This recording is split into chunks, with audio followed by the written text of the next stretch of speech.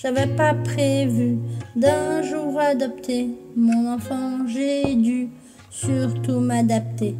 Y'a pas que les gènes qui font les familles, des humains qui s'aiment suffisent. Bonjour, bonjour. Aujourd'hui, je vais vous présenter 4 romans graphiques et un roman. Nous allons démarrer de suite. Alors pour commencer, j'ai lu L'Arabe du futur, une jeunesse au Moyen-Orient, le tome 1, de l'année 78 à l'année 84, de Riyad Sattouf aux éditions Alary. Alors c'est la vie du petit Riyad qui a un père qui est syrien et une mère bretonne. Il y a la rencontre des parents, comment ils se sont rencontrés à l'université, qui s'étaient présentés par des amis. Et donc, ils se sont mis ensemble et ils ont eu le petit Riyad. Et là, père a eu un poste en Libye. Et ensuite, ils vont revenir en France. Évidemment, dans ces pays du Moyen-Orient, il y a souvent des dictateurs au pouvoir et il y a souvent des révolutions. Alors, on voit bien que le fonctionnement des gens là-bas est très différent de celui en France. Ensuite, ils vont revenir pendant un petit temps en France. Après, ils vont partir en Syrie. Et ça se finit là, le tome se finit en Syrie. Enfin, ils reviennent en France aussi. Mais ça se finit là. Alors, j'aime beaucoup la vision des choses sur les premières années de son enfance. Il grossit certains traits de caractère. On en apprend plus sur la situation politique du pays dans lequel il est. Durant ces années, par exemple la dictature, Kadhafi, le régime du pays, les révolutions qu'il va y avoir. On en apprend beaucoup plus comment les gens vivaient là-bas, dans quelles conditions de vie, voilà, les différences de langage aussi. On sait qu'entre certains pays, ils n'ont pas le même langage. Certains mots sont communs, mais pas d'autres. Et j'aime bien la dérision qu'il fait de certains personnages. Voilà. Dans l'ensemble, ça a été une bonne lecture. Qui me donne envie de lire la suite et j'aurais été très contente d'avoir les suivants. Oui, je lirai probablement les suivants. J'aime beaucoup son style, sa plume, c'est fluide, c'est cynique mais en même temps c'est réel. En fait, on est bien ancré dans le réel et en même temps c'est tellement cynique parfois. C'est vraiment bien tourné et j'aime beaucoup. C'est pour ça que je conseille à tout à chacun de continuer cette suite. Ensuite, j'ai lu le tome 3 de Princesse Sarah, la mystérieuse héritière, d'Audrey Alouette et Nora Moretti aux éditions Soleil.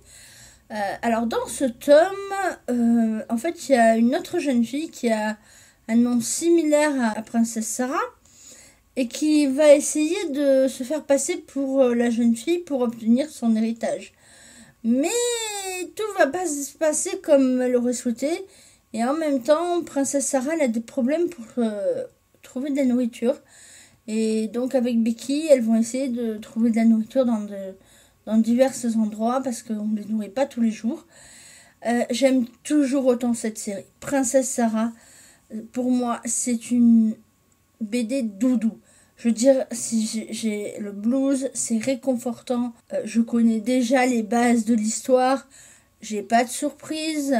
Bien que les automates prennent une place, d'importance, qu'il n'y a pas dans la version que j'ai connue.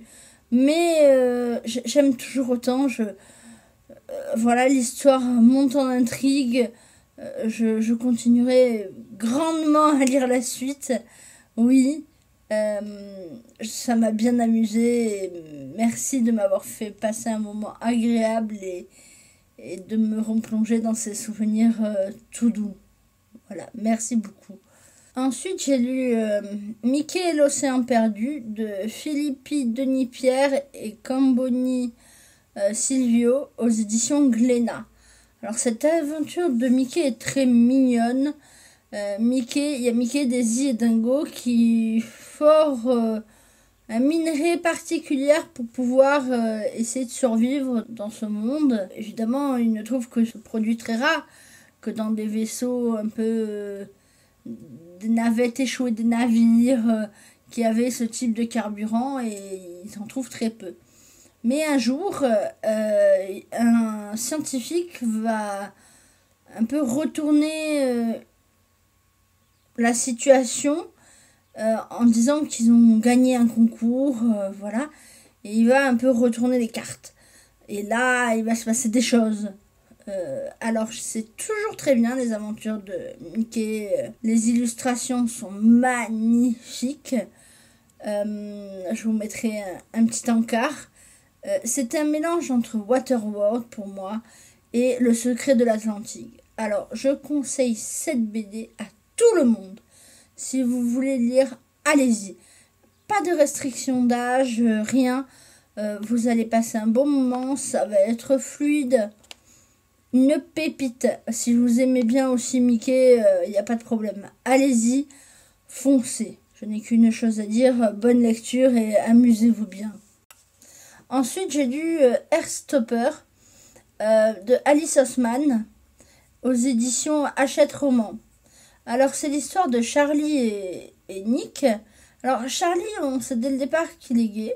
Sa vie, on voit qu'elle n'est pas comme il voudrait. Il se retrouve avec le super gars qui est doué en sport, en rugby. Il se retrouve à côté de lui pour un cours. Il y a un prof, il les met à côté. Ils sont à peu près du même niveau. Voilà, donc il les met à côté dans la classe. Ce qui est bien dans ce livre, on parle de plein de choses différentes. Il y a les sentiments amoureux, mais il y a aussi le fait, on parle de sujets comme le harcèlement, l'amitié, la sympathie envers les autres.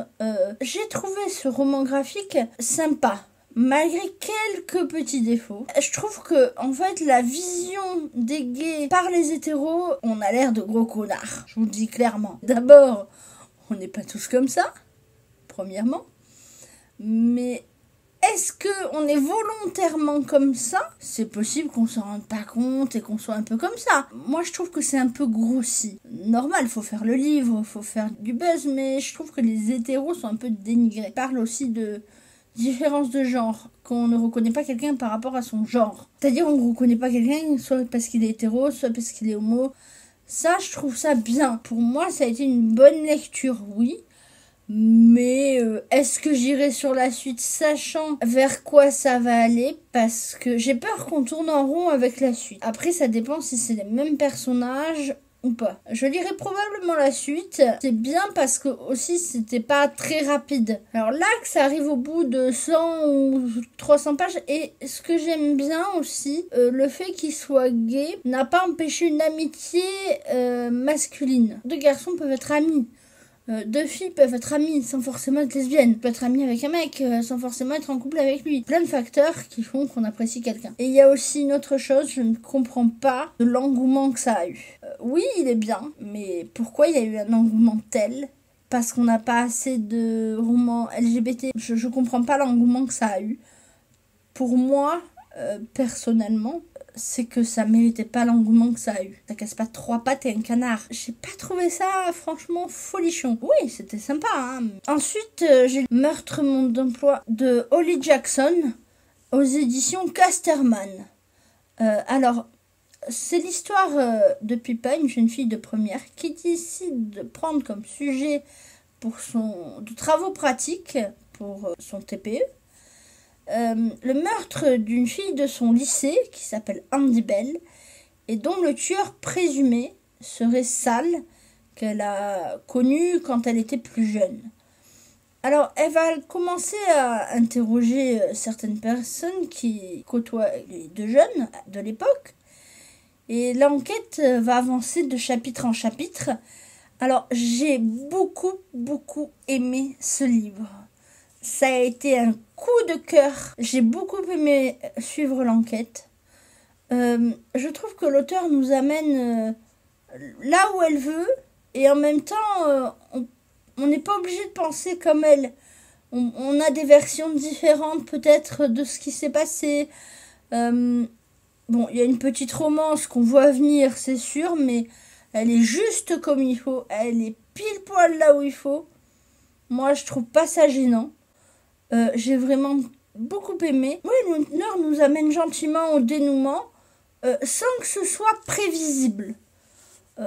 on ne voit pas le dénouement arriver jusqu'à la fin. Je l'avais pas vu venir. Et je remercie beaucoup Célène Raconte du compte Instagram d'avoir fait cette lecture commune avec moi, et ma grand-mère aussi, qui m'a acheté ce livre. Merci mamie, et merci Célène Raconte. Parce que sans ces deux personnes, ce livre sera encore dans ma pile à lire. Quel dommage de laisser un aussi bon livre sur son étagère. Franchement, prendre la poussière, ça sert à rien. Autant le lire, franchement, allez-y. Meurtre, monde d'emploi, foncez. 100% si vous aimez les enquêtes, essayez de deviner l'enquête. Allez-y. Vous allez adorer suivre l'enquête. Ce qui m'a un peu gênée, mais c'était pas grand-chose, c'est que quand on suit le rapport, c'est pas la même taille d'écriture. Ça peut gêner, c'est le seul truc qui peut gêner, à mon sens, mais c'est pas gênant.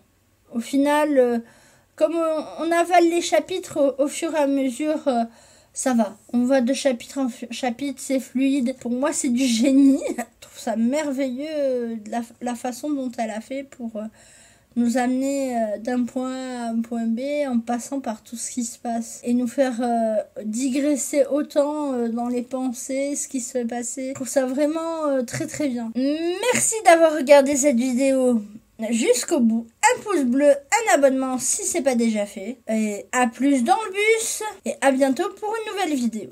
Bye! Bonne lecture!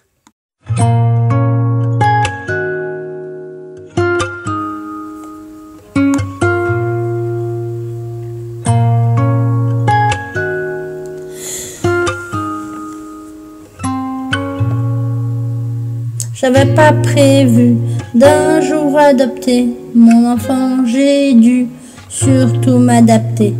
Y'a pas que les gènes qui font les familles, des humains qui s'aiment suffisent. Et si la traverse nous touche, toi et moi, on la traverse à 2, à 3. Et si l'averse nous touche, toi et moi, prends ma main du beau papa. Je t'attendrai pas, je te laisserai pas. Même sans, on s'aimera. On ne volera jamais la place du premier qui t'a dit je t'aime. Sur ton visage, on voit ton visage, c'est ainsi que tu es belle. De vous à moi, c'est moi j'avoue qui me suis invitée dans la villa, dans la vie où elle n'a rien demandé. Et l'averse nous touche toi et moi, on la traverse à 2, à 3. Et si l'averse nous touche toi et moi, prends ma main de beau papa. Je t'attendais pas, je te laisserai pas.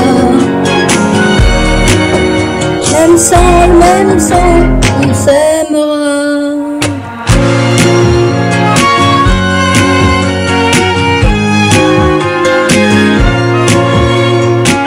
On s'aimera.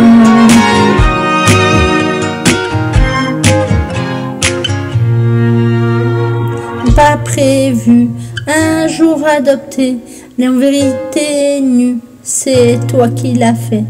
Y a pas que les gènes qui font les familles du moment qu'on s'aime. L'averse nous touche toi et moi, on la traverse à 2, à 3. Et si l'averse nous touche toi et moi, prends ma main, dis prends-la. T'en veux pas.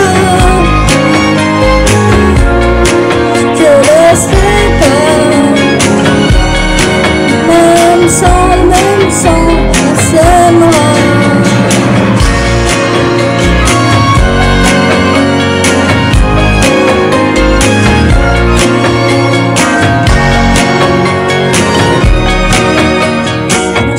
Même sans, on s'aimera.